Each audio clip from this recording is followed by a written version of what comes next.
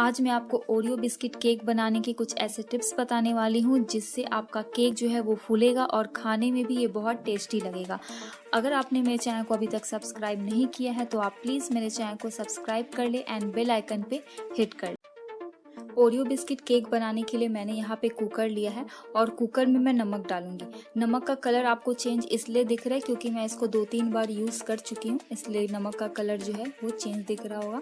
और यहाँ पे हम कुकर में नमक डाल दें कि जब हम इसे गैस पे रखें तो डायरेक्ट जो गैस है वो कुकर पे ना लगे, इसके लिए हम जो है नमक डाल रहे हैं। उसके बाद मैंने यहाँ पे स्टैंड डाला है, ये पुराना स्टैंड है। आप जब कोई स्टैंड रखते हैं तो पुराना ही रखिएगा, नया मत रखिएगा। उसके बाद मैंने यहाँ पे इसकी सीटी और इसका जो रबर है वो निकाल दिया है कुकर का, और अभी मैं इसको गैस पे रख दूंगी गर्म होने के लिए। तो यहाँ पे मैंने गैस का जो फ्लेम है वो मीडियम रखा है और जब गर्म हो जाएगा तब हम इसमें केक बनाएंगे। उसके बाद मैंने यहाँ पे 4 ओरियो बिस्किट लिए है और ये सारे बिस्किट को मैं एक बाउल में निकाल दूंगी और इसको मैं तोड़ दूंगी। यहाँ पे आपको ध्यान रखना है कि आपका जो केक का टिन है आप उसके अकॉर्डिंग यहाँ बिस्किट लीजिएगा। तो मैंने यहाँ पे चारों जो है बिस्किट निकाल दिए हैं और मैं ये सारे बिस्किट को तोड़ दूंगी। मैं इसका क्रीम नहीं निकाल रही हूँ, क्रीम के साथ ही मैं यहाँ पे इसको मिक्सी में ग्राइंड करूँगी। तो यहाँ पे मैं एक एक करके सारे बिस्किट को तोड़ दूंगी। ये बिस्किट जो है बहुत टेस्टी लगता है और इसको बनाना बहुत आसान है।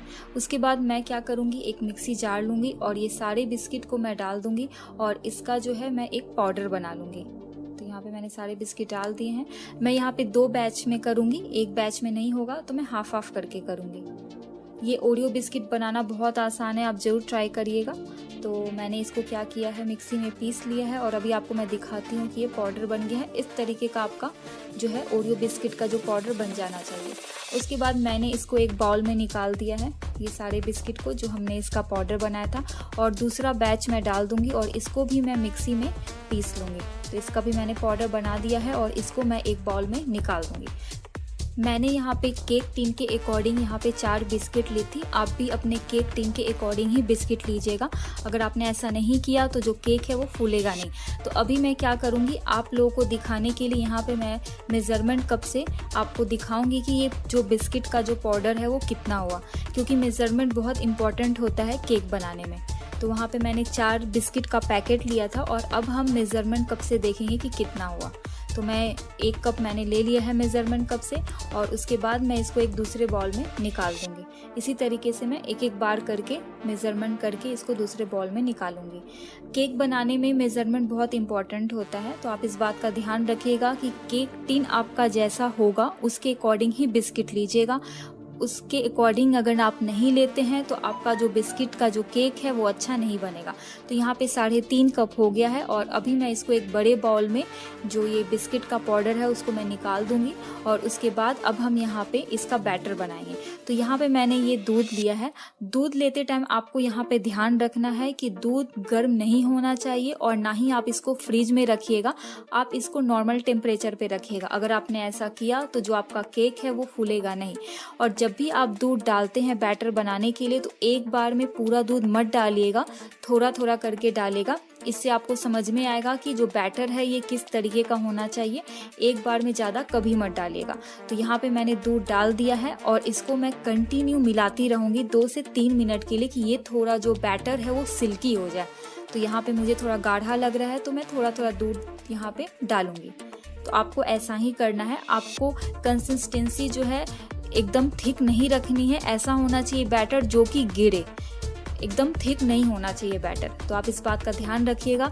तो यहाँ पे दूध मैं डाल करके इसको अच्छे तरीके से 2 से 3 मिनट के लिए मैं मिला लूँगी कि ये थोड़ा सिल्की होना चाहिए। अभी आप देख सकते हैं कि ये सिल्की हो गया है पहले से, ऐसा होना चाहिए।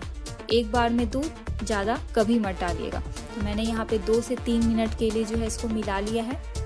और अगर आप लोगों ने अभी तक मेरे चैनल को सब्सक्राइब नहीं किया है तो आप प्लीज़ मेरे चैनल को सब्सक्राइब कर लें, बेल आइकन पे हिट करें, लाइक करें, शेयर करें एंड कमेंट करके ज़रूर बताएं कि आपको मेरी रेसिपीज़ कैसी लग रही है। और मैं वीडियोस में और भी अच्छे अच्छे रेसिपीज़ लेकर के आने वाली हूँ। तो यहाँ पे मैंने इसको 2 से 3 मिनट मिला दिया है और अब हम यहाँ पे ये इनो यूज़ करेंगे। तो मैंने यहाँ पे ये जो है फ्रूट वाली इनो ली है और मैं इस इनो को यहाँ पे बैटर में डाल दूँगी। यहाँ पे मैंने 2 पैकेट इनो ली है। आप जितना बिस्किट लेंगे उसके अकॉर्डिंग ही इनो डालिएगा। तो इसके ऊपर से मैं दूध डाल दूंगी और इसको मिला लूँगी। यहाँ पे आपको ये इस बात का ध्यान रखना है कि जब आप इनो डालते हैं तो बैटर को कभी भी ज़्यादा मत मिलाइएगा। अगर आपने ऐसा किया तो आपका जो केक है वो फूलेगा नहीं। तो आप इस बात का ध्यान रखिएगा, इनो डालने के बाद कभी भी बैटर को ज़्यादा देर तक मत मिलाइएगा। तो मैं इसको एक बार बस अच्छे तरीके से मिला दूंगी कि इनो मिल जाए। ज़्यादा आपको इसको मिक्स नहीं करना है, नहीं तो केक जो है फूलेगा नहीं। तो मैंने इसको मिला लिया है और हमारा जो कुकर है वो गर्म हो रहा है। तो अभी आप देख सकते हैं कि बैटर जो है मिल गया है। मैं ज़्यादा नहीं मिलाऊंगी इसको। उसके बाद हम क्या करेंगे, केक टिन लेने। आप देख सकते हैं कि ये जो केक टिन है वो ऑलरेडी बहुत ज़्यादा बड़ा है। तो मैं अभी क्या करूँगी कि इसमें जो है तेल डालूंगी। तेल को पूरे जो टिन में है इसको मिला लेना है। इससे क्या होता है कि जब आपका बेक हो जाएगा और जब आप उसको निकालेंगे तो वो ईजिली निकल जाएगा। आप यहाँ पे तेल के बजाय आप यहाँ पे बटर भी यूज़ कर सकते हैं। तो मैं यहाँ पे वैसे तेल ही यूज़ कर रही हूँ। उसके बाद मैं इसमें मैदा डालूंगी। मैदा से क्या होगा, ईजिली निकल जाएगा, वो चिपकेगा नहीं। इसके लिए हम मैदा डाल रहे हैं और मैदा को सारे जो केक टिन पे है उसको अच्छे तरीके से मिला लेंगे। आपको ध्यान रखना है कि आपका केक टिन का साइज जितना है उसके अकॉर्डिंग ही आपको बिस्किट यूज़ करनी है। अगर आपने कम बिस्किट ली तो आपका जो केक है वो फूलेगा नहीं। तो मैं अपने केक टिन के अकॉर्डिंग मैंने 4 बिस्किट का पैकेट लिया था और मेजरमेंट कप से मैंने 3.5 कप बिस्किट पाउडर लिया है। तो मैं अभी क्या करूँगी कि ये जो बैटर जो हमने बनाया था वो इसमें हम डाल देंगे। इनो डालने के बाद आपको बैटर को नहीं मिलाना है ज़्यादा देर तक। उसके बाद मैं इसको एक बार इस तरीके से कर दूँगी। उसके बाद हम यहाँ पे कुकर में जो है केक को बेक करने के लिए रख देंगे। तो यहाँ पे जो कुकर है वो ऑलरेडी गर्म हो गया है। उसके बाद मैं यहाँ पे बैटर को रख दूंगी बेक होने के लिए। और यहाँ पे आपको गैस का जो फ्लेम है वो लो रखना है, हाई नहीं रखना है, नहीं तो जल जाएगा। हमें इसे लो फ्लेम पे बेक करना है और सीटी नहीं लगानी है और रबड़ भी नहीं लगाना है। इस बात का ध्यान रखना है।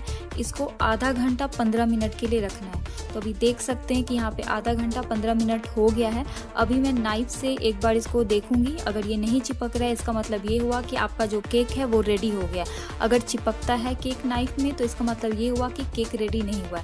तो अभी मैंने इसको निकाल दिया है और ठंडा होने के लिए रख दिया है। आप इसको गर्म में यूज़ मत करिएगा, ठंडा पे करिएगा। उसके बाद मैंने यहाँ पे डार्क चॉकलेट ली है और इसमें दूध डाल के मैं इसको मेल्ट कर लूँगी। आप चाहे तो इसको डबल बॉयलर में भी मेल्ट कर सकते हैं और माइक्रोवेव में भी कर सकते हैं। तो अगर आपके पास डार्क चॉकलेट नहीं है तो आप डेयरी मिल्क भी यूज़ कर सकते हैं। तो यहाँ पे जो केक है वो ठंडा हो गया है और अभी मैंने इसको टिन से निकाल दिया है प्लेट में। ठंडा होने के बाद ही आप इसको निकालें, नहीं तो ये टूट जाएगा। तो अभी आप देख सकते हैं कि जो केक है कितने अच्छे तरीके से फूल गया है और देखने में भी ये बहुत अच्छा लगता है। तो अगर आपने वो टिप्स फॉलो किए जो मैंने आपको बताए थे तो आपका जो ये ओरियो बिस्किट केक है वो बहुत अच्छा बनेगा। आप देख सकते हैं कितने अच्छे तरीके से ये फूल गया है। आपको बस कुछ टिप्स फॉलो करने हैं। आप इसमें चीनी मत ऐड कीजिएगा क्योंकि ओरियो बिस्किट केक में ऑलरेडी बहुत ज़्यादा चीनी होता है और ये जो डार्क चॉकलेट है इसमें भी चीनी है, तो आप चीनी ऐड मत करिएगा। मैंने मेल्ट करने के बाद इसको केक के ऊपर डाल दिया है। अगर आपके पास डार्क चॉकलेट नहीं है तो कोई बात नहीं, आप डेयरी मिल्क भी यूज़ कर सकते हैं उसको मेल्ट करके। तो मैंने इसको पूरे अच्छे तरीके से इसको केक के ऊपर डाल दिया है, जेम से डेकोरेट कर दिया है। सो अगर आपको मेरी ये रेसिपी पसंद आई है तो आप प्लीज़ मेरे चैनल को सब्सक्राइब करें, बेल आइकन पे हिट करें, लाइक करें, शेयर करें एंड कमेंट करके ज़रूर बताएं कि आपको ये रेसिपी कैसी लगी है। और जो मैंने आपको ये टिप्स बताए हैं ओरियो बिस्किट बनाने में, आप उसको फॉलो करेंगे तो आपका जो केक है वो बहुत अच्छा बनेगा।